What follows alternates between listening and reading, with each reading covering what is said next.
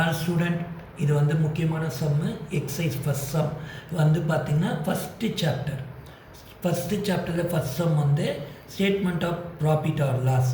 அதுக்கு வந்து உங்கள் புக்கு மெத்தடில் ஒரு ஃபார்மேட் இருக்குது.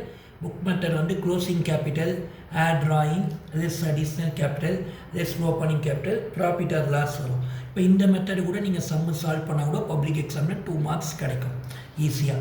இப்போ க்ளோசிங் கேபிட்டல் ஃபஸ்ட் சம்மில் வந்து எவ்வளோ கொடுத்துருக்கா? 8,50,000 கொடுத்துருக்கான். க்ளோசிங் கேபிட்டலுக்கு another name capital at end. First சம்மில் ட்ராயிங்ஸ் எவ்வளோ கொடுத்துருக்கான்? 70,000 கொடுத்துருக்கான். ட்ராயிங்ஸ்க்கு அனதர் நேம் வித்ட்ரான் ஆர் வித்ட்ரூ.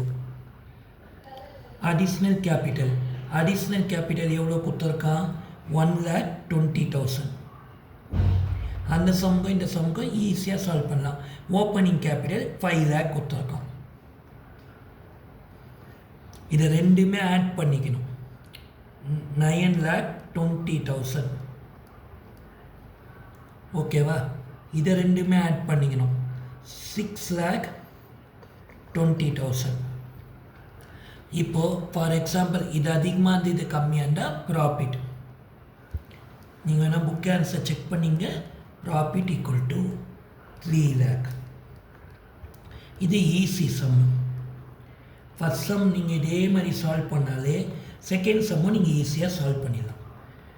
ரொம்ப நாள் கழிச்சு வீடியோ போடுறேன். இந்த வீடியோ பிடிச்சிருந்தா லைக் பண்ணுங்கள், ஷேர் பண்ணுங்கள், சப்ஸ்கிரைப் பண்ணுங்கள், மறக்காமல் கமெண்ட் பண்ணுங்கள். இந்த மாதிரி பாக்ஸ் அப்லோட் பண்ணால் தான் பப்ளிக் எக்ஸாமில் ஈஸியாக மார்க் இருக்கும். ஓகேவா? Thank you student. All the best.